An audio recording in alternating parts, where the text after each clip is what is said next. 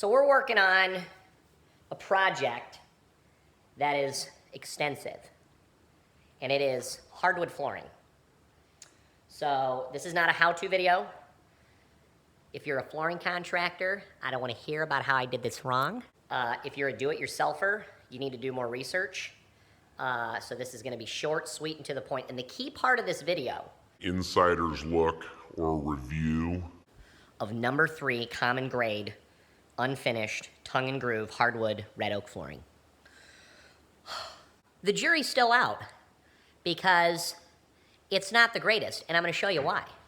You ready for this? I'm going to show you something that may make you defecate. They say to account for 20% waste. That. So I'm going to show you a little bit of why that is. How you doing? Fine. We're going to make some butter. Okay, we're gonna time how long our chores take.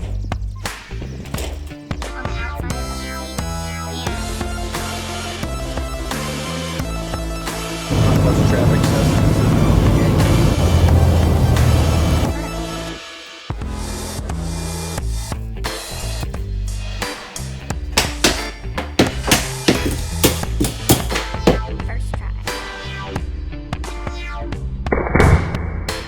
So here we go. So this stuff is, I'm going to show you what I'm talking about. It's like you get stuff like this. This is, a lot of the times these are cracked all the way through, but these are, we're calling them sock grabbers. Things like this. This is okay. I think there was another flaw in here. I can't remember. We kind of save these for things like closets. So we're going to go through this pile again because, I don't know, we don't want to run out of wood. We're going to end up probably going back to the store and getting, yeah, like this.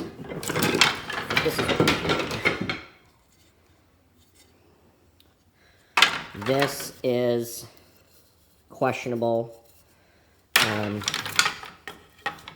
These, oh, that adds character. Well, how much character do you need? Here's another one. Yeah, stuff like this is frustrating. I'm not going to use that. I mean, that's a flaw in the fibers. It's junk all the way through. This ended up costing, we got 2 thicknesses because we got enough square footage for the stuff upstairs, and we were like, hey, we're going to try it out. And if we don't like it, then we'll have a species up there, and then we'll do something nicer down here. Well, it ended up going fine, and we waited through the pandemic and all the lumber price hikes and everything, and so we paid $1 per square foot, and it ended up being $1.70 delivered. But if you take out the 20% waste of that square footage, it ended up costing about like $2.25 a square foot. So we're like, well, okay, that's better than what we can get in the store. And so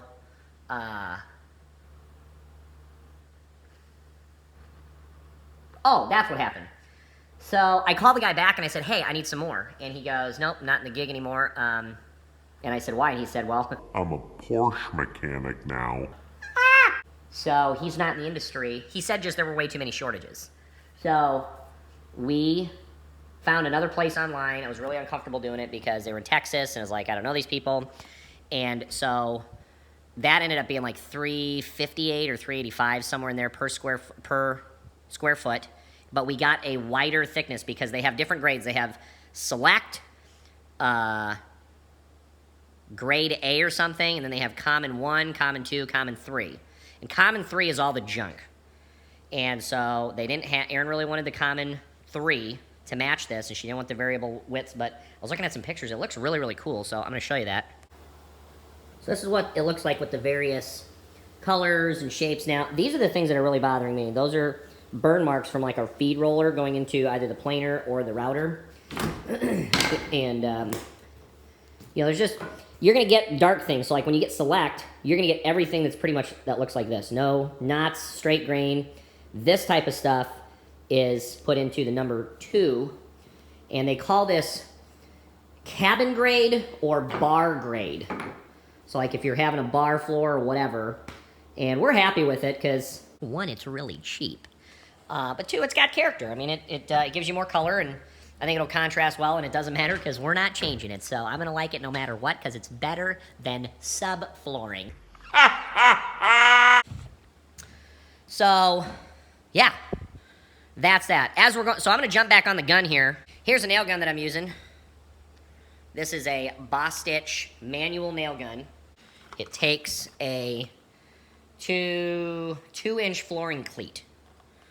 We went and bought way too many of these, but we have them, and they come in sleeves like this. Very nifty. The smell of American industry. So what most flooring places use is the air compressed one. This one is a manual. I like it because it presses when you're hitting it. You put it up to the floor like this, and then you pound that. Here, I'll show you.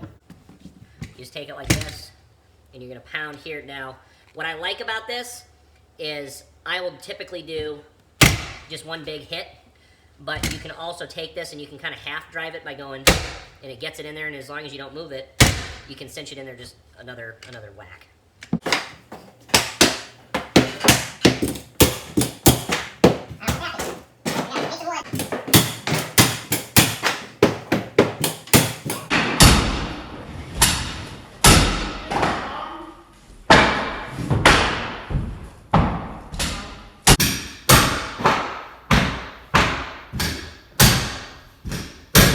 Our UPS driver installed a floor in his foyer many years ago.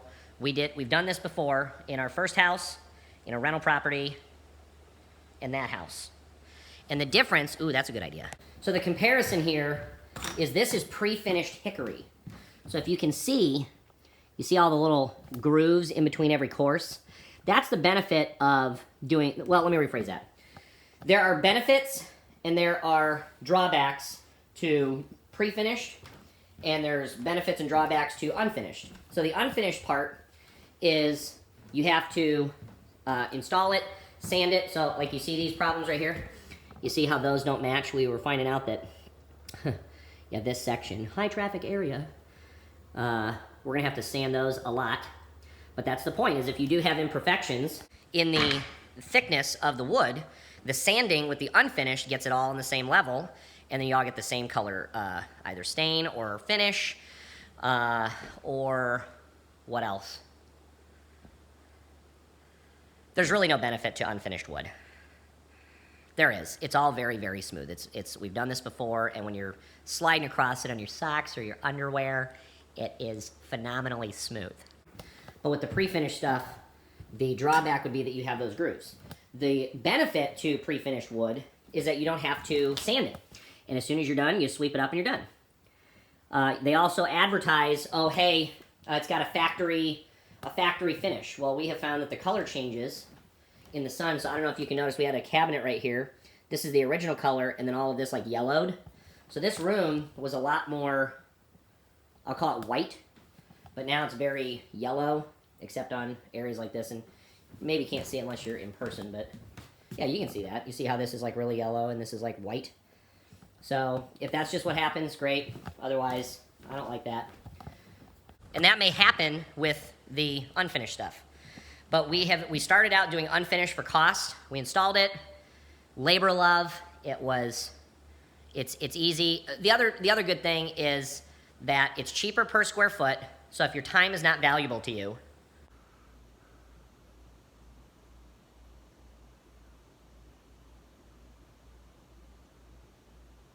then you can install the unfinished, save a lot of money, get that nice smooth finish, and whatever. But if if your time is important and you just want to have it done, you don't have a lot of dust, you're doing it in some place that you can't,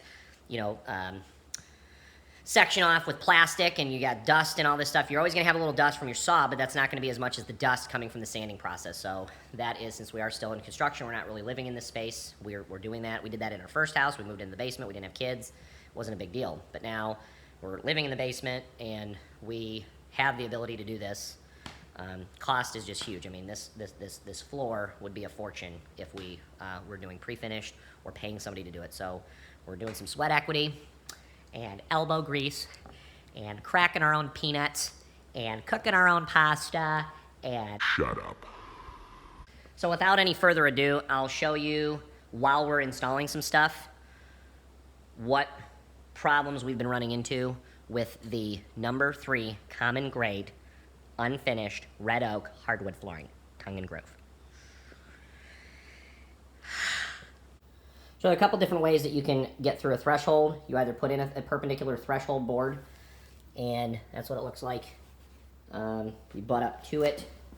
The problem with that, if you don't like it, is that you run into gaps like this, which you can fill in with wood putty. Not the end of the world, but you can do it that way, or you can run through like this. And this is what we did in the old house, and it just kind of makes the house look a little bit bigger, because when you come in here and you look down this line, it's just like, wow, that's a really, really big space. But the trickiness is, you know, if your walls aren't perfectly square, when you come around these corners, you start going into different rooms, you can have things not square. It ends up not being that big of a deal because they're pretty much square. This, we knew when they put in the gas line, that's what that blue piece of tape is. There's a gas line right underneath, so I'm avoiding nailing there. There's a floor truss right here. So since the gas line's on this side, I'm nailing definitely on this side of it, and here, and here. So that's what that is. That's one of the benefits to building your own house, is that you are part of the whole process and you know where all the cables are and the hot water lines and the electrical stuff, and you are kind of looking over people's shoulders, because people don't put in around gas lines and water lines, they'll put in a steel plate right behind them so that if you were to drive a nail or a screw, it'll stop it. And so that was nice being able to know where those are.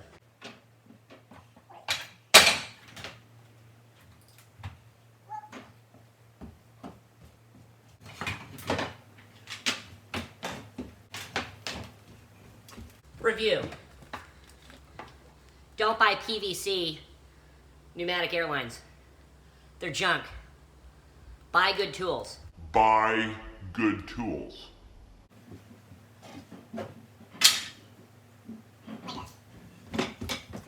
Like this board.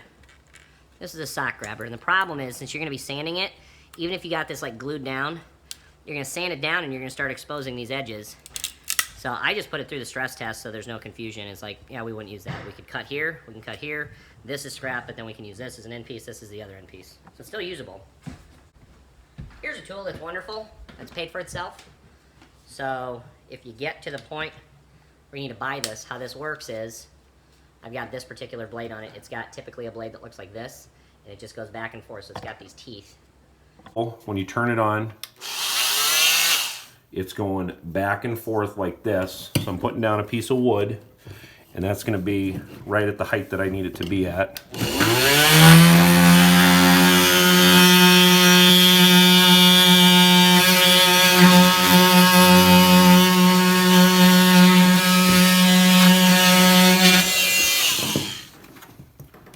Voila.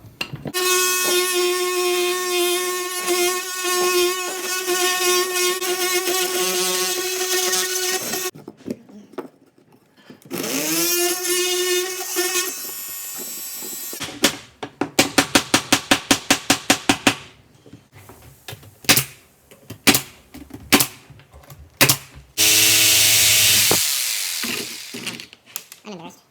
This is just... Oh, let me see.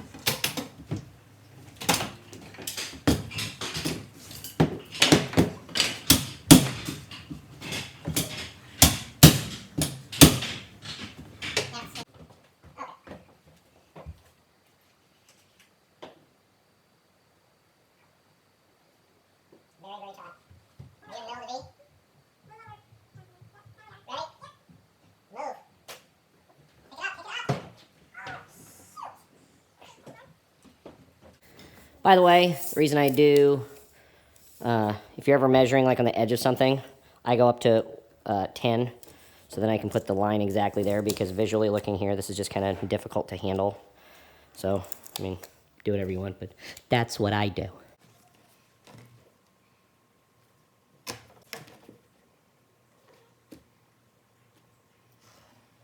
So this is a really handy tool. You can find this at your local hardware store. You may have to ask them. I learned about this tool when I was in Russia, and so you may have to ask for the broom section, but it's called the special your tools aren't here scribing tool. So just look on Amazon and you should be able to find it. Otherwise, local hardware store.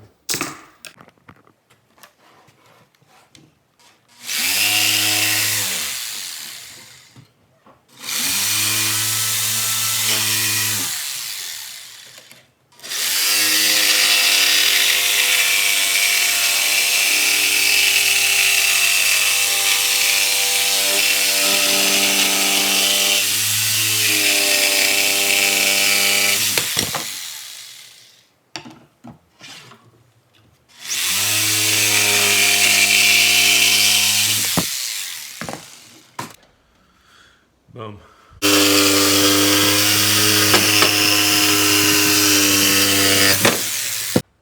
Okay, so this is the part where we are sorting the wood.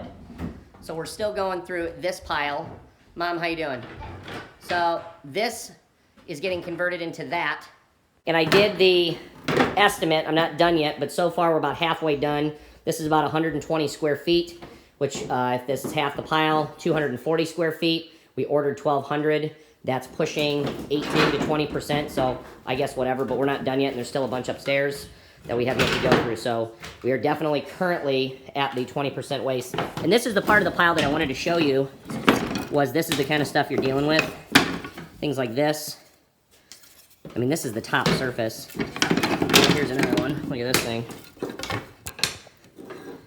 That's total junk. So you're getting a lot of edge pieces around. Yeah, look at this. The main reason we bought this, because if it was pre-finished, we would not be able to burn it. So we're gonna have a fireplace right where this guy is, going up here. And if you have a pre-finish on it, you can't really burn it with the lacquer. If it wasn't real wood, because it was some engineered thing, you're burning glue. So we're not upset about this. I will not ever do this again, but there is a lot of waste. And so you just have to go into it. And I did the math. We paid $1 per square foot, $1.70 delivered. But if you account for 20% being wasted, it's about $2.25 to $2.40 per square foot. So it's still cheaper than you can get in the store, and you can burn it. So we're looking at this as, well, I could sell 10 of those for $10 a piece and make $100 for firewood. But is that going to be worth more to us in BTUs heating our own home, or somebody else throwing a cocktail party? We're going to keep it. It doesn't make sense to, yeah, we're just going to be literally burning cash. And we like to keep our cash. So Mrs. Zach of all trades really wants me to tell you how little waste there is on the number 2 3¼ inch planks that she didn't want to buy. So I'm going to show you that.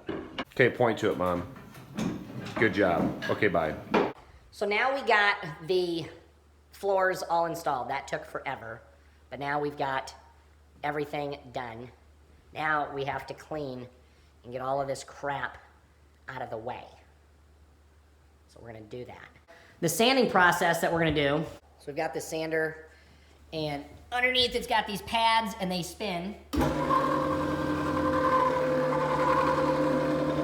There are 3 pads when you use on these things: 36 grit, 50 grit, 80 grit. And if you see here, this is super rough. This is for like leveling. If you got this is knocking the big stuff off.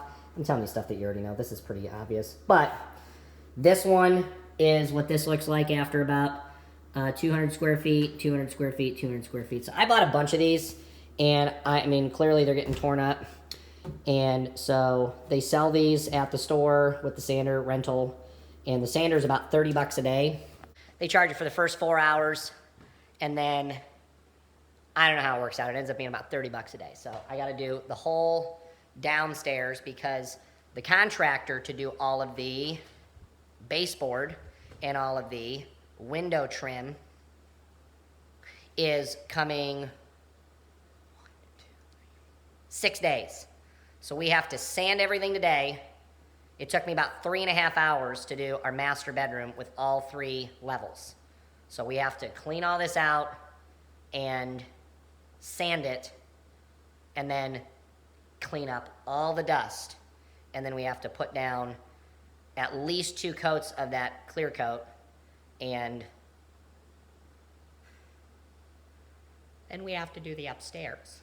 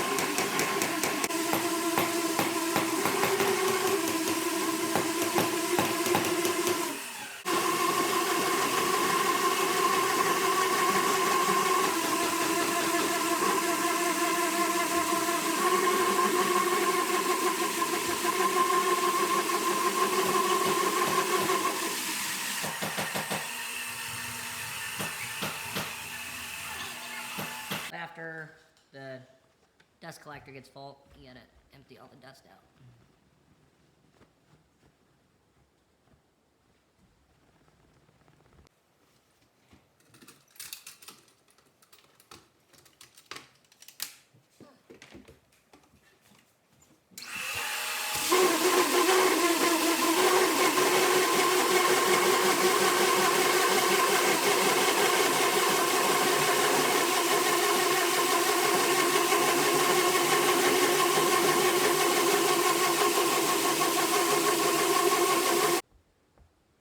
I have to do this 3 times.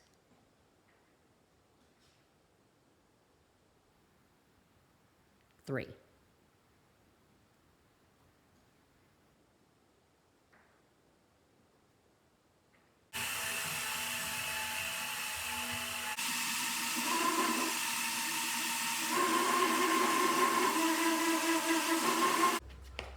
So this is the last changeover, and I ended up doing the 36 grit, and I'm going straight to the 80s. I did that on the main floor because I did not notice a difference doing a third one, other than it took forever. So Aaron's tap clothing right now, and it's just this room, and we're done. Until the upstairs.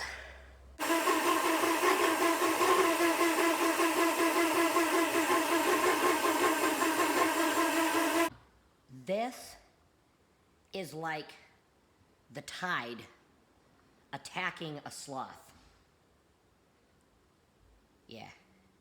Yeah.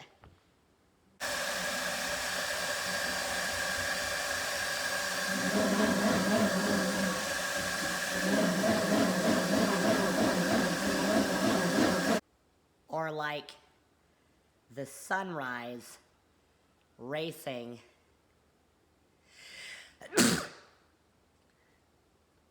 a millennium. Yeah.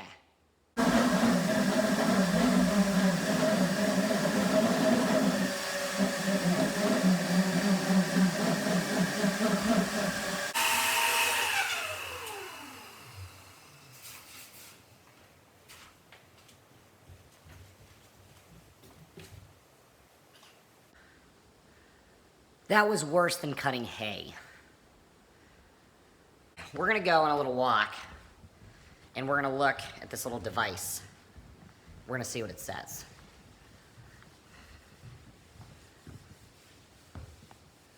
That was 11 o'clock this morning when I started. So that was a 13-hour day, is that right? Do I know how to do math? Yeah. It's very, very smooth. It's very smooth. And these gaps are not as big of a deal as the pre-finished floors. So that is the distinct advantage. However, what you get to deal with is dust. Lots and lots of dust. So now it's the next morning. We got to sweep, which is what I'm doing now, and tack cloth to get all the dust up, and then we're going to start.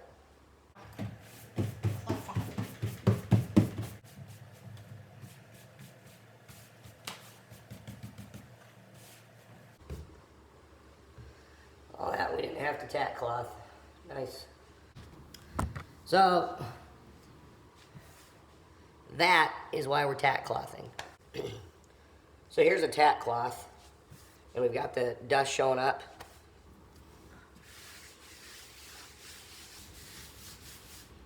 So that's what comes up. And now there's nothing.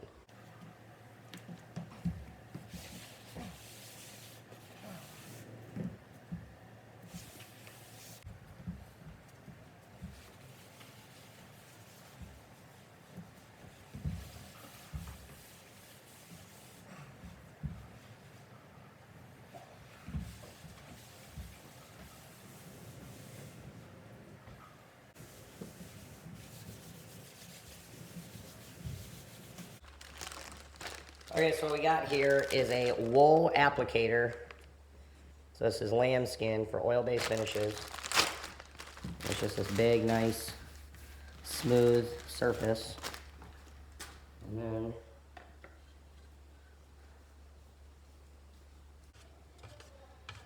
now, I don't know how many of you are familiar with inks and everything, or mixing stuff like this.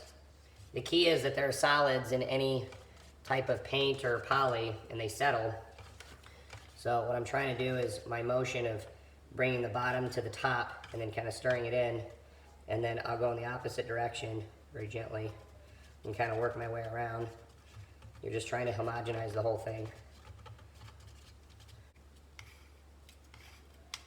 Got my little disposable tray in my permanent tray, very handy, and I'm going to walk over there and start.